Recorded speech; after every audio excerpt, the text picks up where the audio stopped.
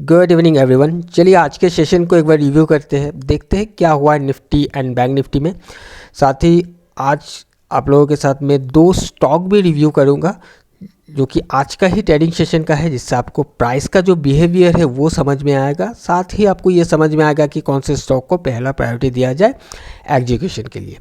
Okay, तो chart पर चलते हैं एंड उससे पहले आज का जो ट्रेडिंग था मेरा वो मैं आपको एक बार दिखा देता हूँ। आज मैंने 24,000 का पुट को बाई किया था। इस वाले कैंडल पर हमने एंट्री बनाया था और यहाँ पर हमारा एग्जिट हो गया, स्टॉप लॉस हिट हो गया था। हमने स्टॉप लॉस को ट्रेल कर दिया था इसके नीचे, जो कि यहाँ पर हिट हो गया था। इंडेक्स के चार्ट पर अगर देखोगे तो बिल्कुल इस टॉप पर हमने एंट्री को बनाया था। प्राइस अपने लोस को तोड़ कर नीचे आ रहा था और प्राइस देखिए यहाँ से फिर रिट्रेस करके ऊपर जा रहा है। तो ये जो ऑप्शन का चार्ट है इस पर देखिएगा कि प्राइस में इस जगह पर जब ये हायर हाई बना, क्योंकि यहाँ से कुछ ऐसे करके आया, फिर प्राइस ऊपर जा रहा है। अब यहाँ पर देखिए प्राइस रुकने की कोशिश किया, यहाँ पर जब हायर हाई बना तब मैंने यहाँ पर इसको टेल कर दिया था, क्योंकि या तो ये यहीं से निकल जाए, नहीं तो प्राइस अगर नीचे आता है तो मेरा स्टॉप लॉस हिट हो जाएगा। इसका रीज़न ये है कि प्राइस जब नीचे आया था तो इस जगह पर इसने रेजिस्टेंस बनाकर ये गिरा था, यहाँ पर इसी जगह से सप्लाई आया था। अब प्राइस अगर यहाँ से ऊपर उठकर जाता है और इस सप्लाई को एक बार फिर से विजिट करने के लिए जाता है तो उस केस में मेरा ये जो स्टॉप लॉस है ये हिट हो सकता है, जिस वजह से मैंने इसको यहाँ पर ट्रेल कर दिया कि या तो मेरा ट्रेल पर हम निकल जाएंगे या फिर स्टॉप लॉस हिट हो जाएगा यहाँ पर, राइट। और सरप्राइजिंगली आप अगर देखोगे तो प्राइस नीचे आया, नीचे आने के बाद मेरा ये एंट्री एंड स्टॉप लॉस यहाँ पर था, जो कि मैंने ट्रेल कर दिया था। बाद में इसके अंदर आया और यहीं से प्राइस में एक बूम हमें देखने के लिए मिला। अगर मैं इसको जूम करूं तो आपको ये दिखेगा कि मेरा जो स्टॉप लॉस है वो हिट नहीं हुआ, इसके थोड़ा ऊपर से ही प्राइस में अपसाइड का जो मूवमेंट है वो स्टार्ट हो गया था। बहुत बड़ा रैली आया है। मेरा टारगेट लगभग इसी जोन का होता पहला, क्योंकि इसी जगह से प्राइस उठने की कोशिश किया था, तो लगभग इसी एरिया पर शायद मैं निकल जाता तो लगभग 70-80 पॉइंट मुझे यहाँ पर मिल जाता, राइट। और बाकी तो उसके बाद आज का जो मूवमेंट है वो आपको चार्ट पर देखने के लिए मिल ही गया है। अब चलिए हम चार्ट पर चलते हैं और निफ्टी के चार्ट पर हम आगे हैं। ओके, सो जैसे कि हमने लास्ट वीडियो में डिस्कस किया था, कुछ वैसा ही हमें देखने के लिए मिला है आज। 24,000 का जो लेवल मैंने बताया था कि ये रेजिस्टेंस बन सकता है, इसके ऊपर अगर प्राइस निकल कर सपोर्ट फॉर्म करता है तब जाकर हम प्लान कर सकते हैं अप डायरेक्शन के लिए। और अगर ये प्राइस गिरता है तो कहीं ना कहीं इस कैंडल तक आने की कोशिश कर सकता है। और देखिए आज एक ही दिन में लगभग इस एरिया के आसपास आकर इसने दिन को एंड किया है। और इंट्राडे के चार्ट पर जाकर अगर देखोगे आप इसको, ओके, सो यहाँ पर अगर देखोगे तो लास्ट ट्रेडिंग सेशन में यहाँ पर एक मैंने बताया था कि सपोर्ट जोन बना था जिसके ऊपर क्लोज हुआ है। आज ओपन होने के बाद इसी जोन पर सपोर्ट लेकर ये बाहर गया था 24,000 के, लेकिन प्राइस इसके ऊपर सस्टेन नहीं कर पाया। बाहर जाने के बाद सस्टेन नहीं कर पाया, इस वजह से मैं बता रहा हूँ, क्योंकि उसके बाद जब प्राइस अंदर आया, अब इसके बाहर जाकर ये हायर हाई भी किया, अब इसको सस्टेन कर जाना चाहिए था। लेकिन देखिए नेक्स्ट कैंडल में ये जो भी रैली था अप डायरेक्शन का, पूरे रैली को इसने एनगल्प कर दिया है, राइट। सबको खाकर नीचे आकर क्लोज हो गया। तो इसको देखकर हमें ये समझ में आ गया कि ये 24,000 को सस्टेन नहीं कर पाया। अदरवाइज इसको क्या करना चाहिए था कि ये अंदर आकर इसी एरिया से हिट करके ये हायर हाई करना स्टार्ट करना चाहिए था, तब जाकर कुछ प्लान किया जा सकता था लॉन्ग साइड के लिए। बट ऐसा नहीं हुआ, इसने सब कुछ तोड़ ताड़ कर नीचे आ गया। जब नीचे आया तो ये समझ में आ गया कि अब प्राइस ये वीक हो चुका है। उसके बाद प्राइस जब रिट्रेस किया, रिट्रेसमेंट में हमने एक एंट्री को बनाया था शॉर्ट साइड के लिए, डाउन साइड के लिए। ओके, अब हम बैंक निफ्टी को एक बार देख लेते हैं, चलिए।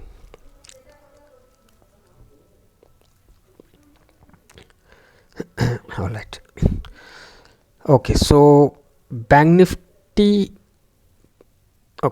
निफ्टी का जैसे मैंने बताया था कि बैंक निफ्टी भी अगर रेजिस्टेंस लेके गिरता है तो ये 51,000 को भी ब्रेक कर सकता है और कहीं ना कहीं इस वाले कैंडल के अंदर आने की कोशिश कर सकता है। सो आज इसने एग्जैक्टली इसी कैंडल को हिट करके इसके ऊपर क्लोज हुआ है।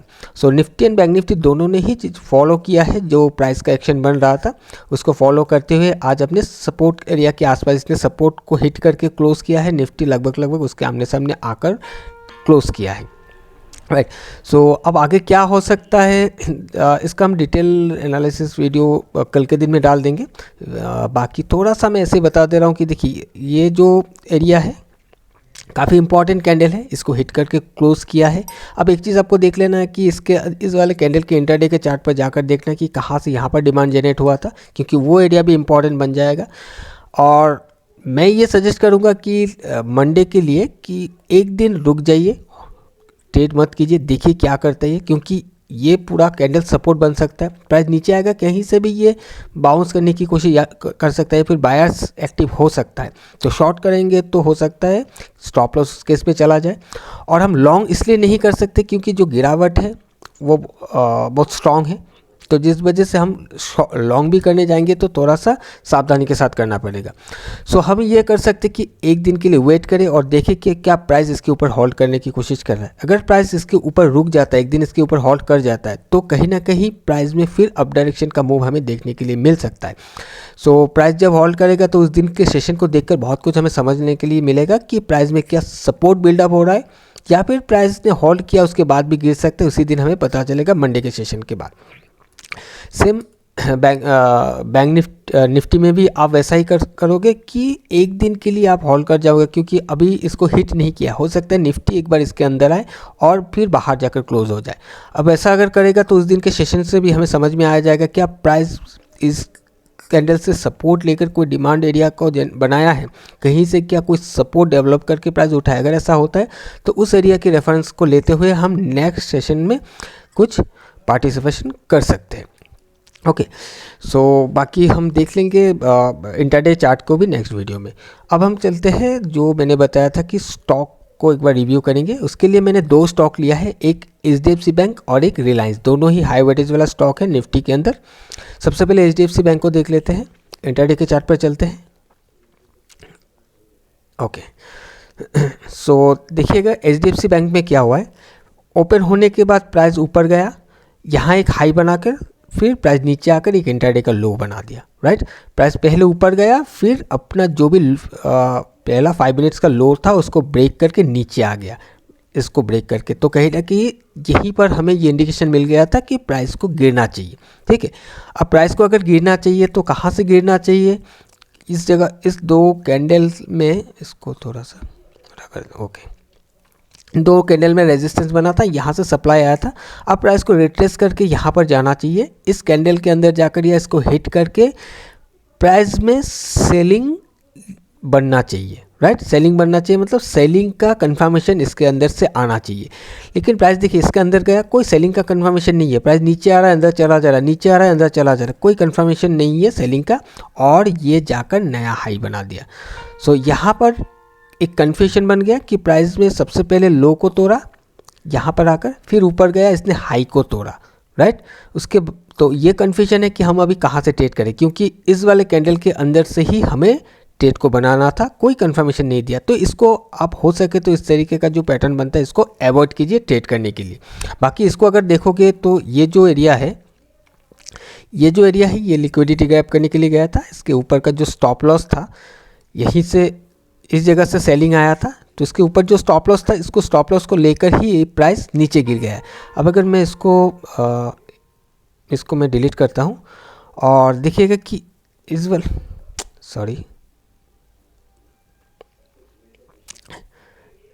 वाले ग्रीन कैंडल का जो हाई है, यहीं से रेजिस्टेंस बना था, और ये पूरा जोन को मैं अगर लूँ, इस वाले कैंडल का हाई है। राइट, तो ये रेजिस्टेंस जोन बना था जहाँ से प्राइस गिर गया था। यहाँ से ऊपर गया, ऊपर जाने के बाद इसके बाहर, जैसे ही बाहर गया देखिए प्राइस सस्टेन नहीं कर पाया, इस जगह से रेजिस्टेंस बनाते प्राइस नीचे आ गया। यहाँ से वॉल्यूम में भी कंफर्मेशन आ गया कि प्राइस अभी नीचे गिरना चाह रहा है। राइट, क्योंकि इसके ऊपर सस्टेन नहीं कर पाया, जैसे ही प्राइस गया वैसे नीचे आया, रेजिस्टेंस बन के नीचे आ गया, मतलब इसके ऊपर का जो भी स्टॉप लॉस वगैरह है उसको लेकर ये नीचे आ गया। तो इसको भी आप ट्रेड कर सकते थे। आपका जब प्राइस यहाँ से नीचे गिरकर इस जगह पर आ गया था, वॉल्यूम वगैरह से ये समझ में आ गया था कि प्राइस गिरेगा, तो ये जो रेजिस्टेंस बना हुआ जो पहला लाइन है, यहाँ पर एंट्री और इस रेड कैंडल के ऊपर कहीं आप स्टॉप लॉस रखकर एक ट्रेड को बना सकते थे, जो कि आपको यहाँ पर देखने के लिए मिलेगा कि प्राइस नीचे आकर इसी लेवल को हिट करके ही प्राइस गिरा, क्योंकि इसका इसी जगह पर इसको हिट करके गिरने का क्या मतलब है, अगर लेवल कोई इंपॉर्टेंट नहीं है प्राइस लेवल, इस लेवल पर ऐसा नहीं कि एक बार हिट करके गिर गया। देखिए कितना टाइम यहाँ पर स्पेंड किया, उसके बाद प्राइस यहाँ से गिरा। सो यहाँ से अगर एंट्री बनता है इसके ऊपर स्टॉप लॉस, तो आराम से एक अच्छा रिस्क रिवार्ड रेशियो के साथ आप इसको एग्जिट कर सकते थे। बट ठीक है, फिर भी अभी थोड़ा सा कन्फ्यूजन बना रहेगा आप लोगों के लिए कि प्राइस में एक बार लो तोड़ा तो एक बार हाई तोड़ा तो क्या कर सकते हैं। तो अभी फिलहाल के लिए अवॉइड कीजिए, क्योंकि ये कॉन्सेप्ट मैंने अभी तक बताया नहीं है। जब बताऊँगा आपको समझ में आ जाएगा कि लिक्विडिटी लेने के बाद कैसे आप ट्रेड को बना सकते हो। बाकी यहाँ से ट्रेड, यहाँ स्टॉप लॉस, यहाँ कहीं आपका एग्जिट बन जाता। अगर आप देखोगे डेली की चार्ट पर जाकर तो इसका जो टारगेट है कुछ यहाँ पर बन जाता। इस वाले कैंडल का जो हाई है जहाँ से प्राइस बार बार गिर रहा था वो सपोर्ट बन सकता है। सो यहाँ एंट्री, यहाँ स्टॉप लॉस, एक अच्छा रिस्क रिवार्ड रेशियो आराम से यहाँ पर मिल जाता। अब हम देखते हैं निफ्टी को, सॉरी रिलायंस को। अब रिलायंस में भी कुछ वैसा ही हुआ है जैसे कि आपने HDFC में देखा, लेकिन थोड़ा सा चेंजेस है। चेंजेस क्या है, मैं यहाँ पर जिगजैग ड्रॉ करके ही दिखा दे रहा हूँ कि प्राइस यहाँ से ऊपर गया, हाई बनाया, फिर नीचे आकर क्या हुआ, इसने लो को तोड़ दिया। इस वाले लो को तोड़ कर नीचे आ गया। तो इसने भी कंफर्म कर दिया था कि प्राइस अब वीक हो गया है, क्योंकि इस जगह से जो सप्लाई आया है देखिए कितने वॉल्यूम के साथ गिरा है, कंटिन्यू किया है। तो हर चीज़ें बता रहा है कि प्राइस को गिरना चाहिए।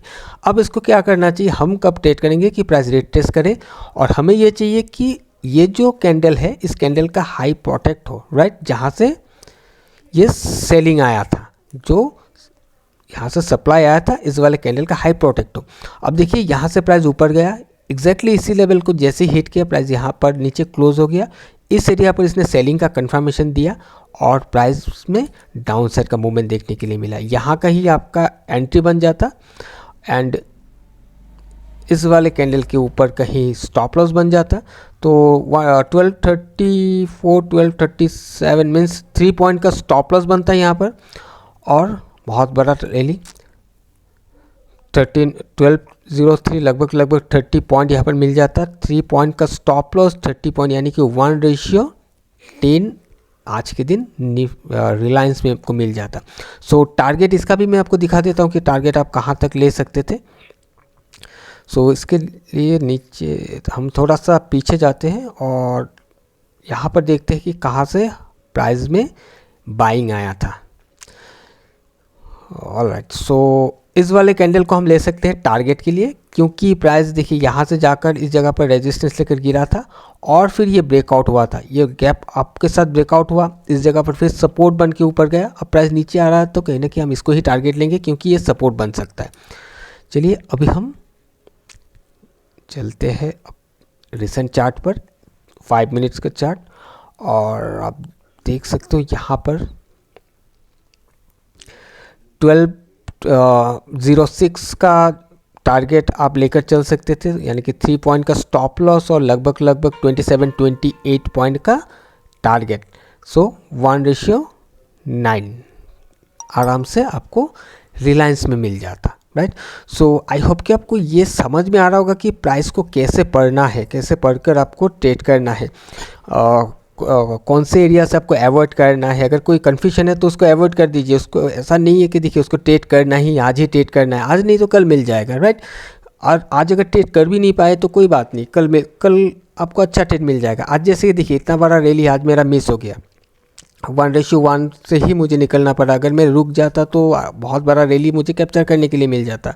पर ठीक है, अब इसके लिए रिग्रेट करके कोई फ़ायदा नहीं है। कल मार्केट कल फिर से होगा, या कल भी ट्रेड नहीं करेंगे, ठीक है, एक दिन रुक जाएंगे, परसों करेंगे। मुझे तो इसको लॉन्ग टर्म तक करना है। अब डेली दौड़ भाग करके कोई फ़ायदा नहीं। जब हमारे लेवल पर आएगा, जब हमें कंफर्मेशन देगा, तब हम ट्रेड करेंगे तो एक अच्छा ट्रेड रिस्क रिवार्ड रेशियो हमें देखने के लिए मिलेगा। सो कोई कन्फ्यूजन है तो मुझे कमेंट करके बता दीजिएगा, मैं वो क्लियर कर दूंगा, वहीं पर मैं रिप्लाई कर दूंगा, या फिर अगर ज़रूरत पड़े तो मैं कोई वीडियो बनाकर आप लोगों के साथ शेयर कर दूंगा। एंड इसी के साथ मैं आपको फिर से एक बार अपडेट कर देना चाह रहा हूँ कि हमारा जनवरी का जो बैच है वो जल्दी स्टार्ट होने जा रहा है, जनवरी 25 का। आप में से कोई भी इंटरेस्टेड हो तो मुझे मेल कर सकते हो। जो मेल आईडी है आपको डिस्क्रिप्शन बॉक्स में मिल जाएगा, वहाँ पर मेल करके आपका जो भी क्वेरी है या फिर आप अगर इंटरेस्टेड हो वहाँ पर मेल करके मुझे बता सकते हो, मैं आपको वहीं पर ही रिप्लाई कर दूंगा। सो बहुत ज़्यादा कैंडिडेट्स या फिर बहुत ज़्यादा ट्रेनिंग्स को हम नहीं लेंगे, लिमिटेड ट्रेनिंग्स रहेगा। And first in first serve basis पर रहेगा। सो अब मुझे मेल करके बता देना। ओके, चलिए आज के लिए इतना ही, हम मिलेंगे किसी और नए वीडियो में। Till then bye bye.